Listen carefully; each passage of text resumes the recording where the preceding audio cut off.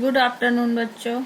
जैसे आपको बताए थे कि आदत क्या है, आदत का अर्थ एवं परिभाषा, फिर उसकी विशेषताएं, फिर आदत निर्माण के नियम इतने बता चुके हैं। इसके बाद आता है आज आपको बताएंगे आदत के प्रकार। आदत कितने प्रकार की होती है ये बताएंगे। आदतों का कई प्रकार से वर्गीकरण किया जा सकता है। बेल्टाइन ने आदतों के 7 प्रकार बतलाए हैं। पहला है आदत 2 प्रकार की होती है, सहज आदतें और स्वकीय एवं परकीय आदतें 2 प्रकार की होती हैं। सहज आदतें यह वह आदतें हैं जो वातावरण के संपर्क में रहकर बालक अनायास ही सीख जाते हैं। यांत्रिक आदतें यह वह आदतें हैं जिनको बालक बिना विशेष प्रयास के प्राप्त करते हैं। इसमें बुद्धि का कम प्रयोग होता है। वह शरीर की विभिन्न गतियों एवं व्यक्ति के क्रियाओं से संबंधित होती हैं। फिर उसका आता है नाड़ी मंडल संबंधी आदतें। यह वह आदतें हैं जो संवेगात्मक असंतुलन या मस्तिष्क के विभिन्न विकारों जैसे आत्मविश्वास की कमी आदि से संबंधित होती है। इसके बाद आता है भाषा संबंधी आदतें। बोलचाल एवं शब्दों के प्रयोग एवं उच्चारण से संबंधित आदतें इसी के अंतर्गत आती हैं।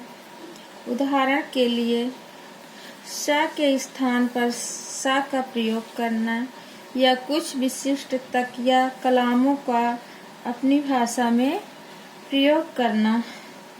फिर आता है विचार संबंधी आदतें। इन आदतों के अंतर्गत ज्ञान, रुचियों और इच्छाओं से संबंधित आदतें आती हैं। फिर आता है शारीरिक अभिलाषा संबंधी आदतें। इन आदतों के अंतर्गत शारीरिक भूख या अभिलाषा से संबंधित आदतें आती हैं। अब आया है स्वकीय एवं परकीय आदतें। स्वकीय आदतें यह वह आदतें हैं जो बालक स्वयं अपने में डालता है। और फिर परकीय आदतें यह वह आदतें हैं जो शिक्षा के द्वारा बालक में डाली जाती है। फिर आता है शैक्षणिक आदतें। साधारण व जटिल आदतें। साधारण आदतें शिक्षा द्वारा सीखी जाती हैं। जटिल या बुरी आदतें बुरे वातावरण में अपने आप पड़ जाती हैं।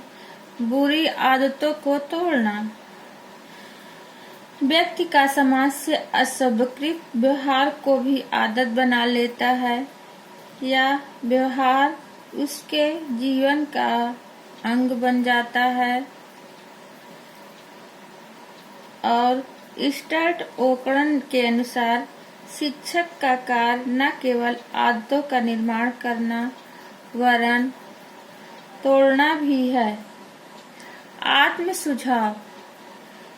सुझाव इसके अंतर्गत आता है। फिर नई आदतों का निर्माण, आदत का एकदम या धीरे धीरे त्याग। फिर आता है संकल्प ठीक अभ्यास, पुरानी आदत पर ध्यान। जब तक बालक अपनी पुरानी आदत बिल्कुल न छोड़ दे तब तक उस पर अपना ध्यान केंद्रित रखना चाहिए और उसके प्रति तनिक भी लापरवाह नहीं होना चाहिए। संगीत में परिवर्तन। कभी कभी बालक बुरे बालक में बुरे बालकों की संगति के कारण चोरी करने, झूठ बोलने, विद्यालय से भाग जाने आदि की कोई बुरी आदत पड़ जाती है। ऐसी दशा में शिक्षक को यह प्रयास करना चाहिए कि बालक बुरी संगत छोड़ दे, अतः उसे इस कार्य में बालक के माता पिता का सहयोग प्राप्त करना चाहिए। कल बच्चों आपको हम बताएंगे आदत की शिक्षा में सीखने का महत्व, आदतों की शिक्षा में सीखने का महत्व कल बताएंगे।